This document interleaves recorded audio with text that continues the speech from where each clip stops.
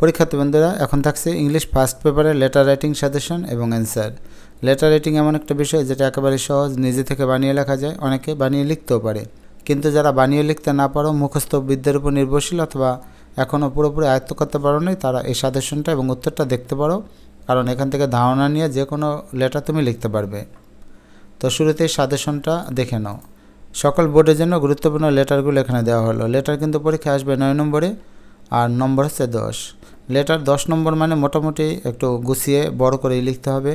আগে শর্ট সিলেবাসের আগে নম্বর ছিল 5, তখন একটু ছোটো লিখলেও চলতো। তো এখন একটু বড় লিখতে হবে, একটু ডেসক্রিপটিভ হতে হবে। তো গুরুত্বপূর্ণ লেটারগুলো দেখো।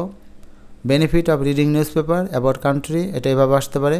Narrating scenic beauty of Bangladesh, preparation for the exam, অথবা progress of studies, advising not to waste valuable time in Facebook, describing the book fair you have recently visited, what you intend to do after exam অথবা plan after exam, advising to take part in games and sports, condolence message, bad effects of smoking অথবা advising not mixing with bad company, how to improve in English, একটু কম গুরুত্বপূর্ণ 4টা আছে। Inviting to join picnic, কংগ্রেচুলেটিং for success or result, thanking for birthday gift, advising not to share fake news on social media account. যে সাজেশনটা দিলাম তার উত্তরটা এখন দেখে নাও এবং লেটার লেখার সঠিক নিয়মটা দেখে নাও। পরীক্ষার সময় এরকম একটা প্রশ্ন আসবে, suppose you are Nahid or Nahida and your friend Zahid or Zahida. তোমার নাম নাহিদ অথবা নাহিদা, তোমার বন্ধুর নাম জাহিদ অথবা জাহিদা, বন্ধুর ঠিকানাও দেওয়া থাকতে পারে, তোমার ঠিকানাও দেওয়া থাকতে পারে। Right a letter to your friend describing about importance of reading news paper. এখন তোমার যে বন্ধু আছে তাকে পত্রিকা পড়ার গুরুত্ব জানিয়ে একটা চিঠি লিখো।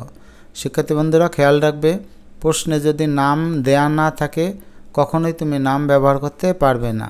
প্রশ্নে যদি জায়গার নাম দেওয়া না থাকে তাহলে কোনোভাবে তুমি নিজের জায়গার নাম লিখতে পারবে না। এই প্রশ্নে কোনো জায়গার নাম দেয়া হয়নি বলে কিন্তু আমি এখানে ঢাকা লিখছি। সারা বাংলাদেশের যে যেখানেই থাকো, জায়গার নাম দেওয়া না থাকলে রাজধানী ঢাকা লিখতে পারবে, নিজের জেলা ইত্যাদি কিন্তু লিখতে পারবে না। আর যদি লিখতে হয় তাহলে কিন্তু এক্স বা ওয়াই ডিস্ট্রিক্ট বা জায়গার নাম এভাবে XY দিয়েই লিখতে হবে।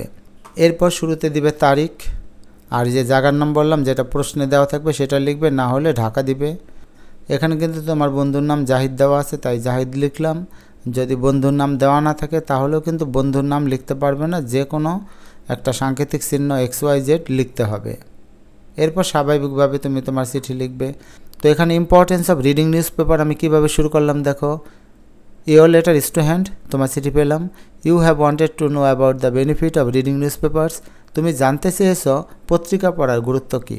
এই যে দেখো খেয়াল করে, আমার যে বন্ধু সে জানতে চেয়েছে পত্রিকা পড়ার গুরুত্ব, এই জন্য তো আমি এভাবে শুরু করলাম, your letter is to hand. তো এখানে বাকি উত্তরগুলো তো একেবারে বোঝানোর কিছু নেই, বুঝতেই পারো যে পত্রিকার গুরুত্ব সম্পর্কে আমি কিছু লিখব। আর সবার শেষে দ্যাটস অল টুডে অথবা নো মোর টুডে, যা কিছু লেখো কোনো সমস্যা নাই। Please convey my best regards to your parents বা উইথ বেস্ট উইশেস, যা খুশি লিখো। কিন্তু এখানে ইয়োর্স এভার, যদি এভার লিখতে হয় তাহলে কিন্তু ইয়োর্স লিখতে হবে, ইউর লেখা যাবে না, ইউর এভার না। আর নাম যেটা দেওয়া থাকবে সেটা লিখবে, তা না হলে এভাবে শূন্যস্থান দিয়ে শুধু নেম লিখে আসলে হবে। 2 নম্বর প্রশ্ন, লেটার অ্যাবাউট ইউর কান্ট্রি। আমি আর প্রশ্নটা লিখলাম না, কারণ প্রশ্নে লেখা থাকবে যে write a letter to your pen friend বা foreign friend about your country, তোমার দেশ সম্পর্কে তোমার বিদেশি বন্ধুর কাছে চিঠি লিখো। এই চিঠি লেখার সময়ও তুমি প্রথমে তারিখ লিখবে, তারপর ঢাকা লিখবে। আর ডিয়ার জন লিখলাম এই কারণে, কারণ বিদেশি বন্ধু, তার মানে বিদেশি একটা নাম লিখবে। এরপর শুরুটা কীভাবে করলাম, it's a pleasure to me that you are very interested to know about our country. এটা আমার কাছে আনন্দের বিষয় যে তুমি আমার দেশ সম্পর্কে জানতে চেয়েছো। এই লাইনটা কিন্তু এই যে benefit of reading newspaper এখানেও লেখা যেত, it's a pleasure to me that you are very interested to know about the benefit of reading newspapers, এখানে লেখা যেত, কারণ সে আমার কাছ থেকে চিঠির মাধ্যমে জানতে চেয়েছে বলেই তো আমি পরামর্শ দেব। যাই হোক, তোমার বিদেশি বন্ধুকে আমার দেশ সম্পর্কে লিখবে। এখানে আমি দেশ সম্পর্কে যেভাবে লিখলাম তুমি তোমার মতো করে আরও গুছিয়ে আরও বড় করে লিখতে পারবে। এবং সবার শেষে ইয়োর্স এভার নাম দিয়ে দেবে। আমি কিন্তু এখানে আর নাম লিখলাম না, কারণ বারবার একই ব্যাপার লেখা দরকার পড়ে না।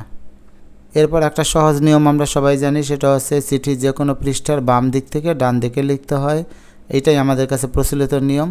আসলে কিন্তু চিঠি যে কোনো পৃষ্ঠায় শুরু করে যে কোনো পৃষ্ঠায় গিয়ে শেষ করা যায়। যতটুকু তোমার লেখার প্রয়োজন ততটুকু লিখবে। এতে যদি আমার 3 পৃষ্ঠা লাগতে পারে না। এখন কেউ যদি বলে যে আমি বাম পৃষ্ঠা থেকে ডান পৃষ্ঠা লিখেছি কিন্তু আমার লেখা শেষ হয় নাই, তাহলে কি সে সামনের পৃষ্ঠায় লিখবে না? অবশ্যই লিখবে, এতে কোনো সমস্যা নাই। এবং চিঠি লেখার পর সবার শেষে একটা খাম আঁকতে হবে। খামটা যে কোনো পৃষ্ঠায় হতে পারে, আর খাম কিন্তু পৃষ্ঠা জুড়ে, এরকম পৃষ্ঠা জুড়ে আঁকতে হবে। এখানে মার্জিনের পর থেকে শুরু করে শেষ পর্যন্ত বড় করে একটা খাম আঁকতে হবে। এরপর দেখো letter preparation for the coming exam বা প্রোগ্রেস অফ স্টাডিজ। একইভাবে উপরে তারিখ লিখবে, জায়গার নাম লিখবে। এখানে বাবার বরাবর হলে ডিয়ার ফাদার লিখবে, ভাইয়ের বরাবর হলে ডিয়ার ব্রাদার, অথবা বন্ধুবান্ধব হলে সেই অনুযায়ী নাম লিখবে। এরপর প্রশ্নটা যেভাবে হয়েছে সেভাবে তুমি সাজিয়ে লিখতে পারো। আমি এখানে একটা নমুনা উত্তর লিখলাম, এটাও নিতে পারো, আর আগে যদি তোমাদের পড়া থাকে সেটাও লিখতে পারো।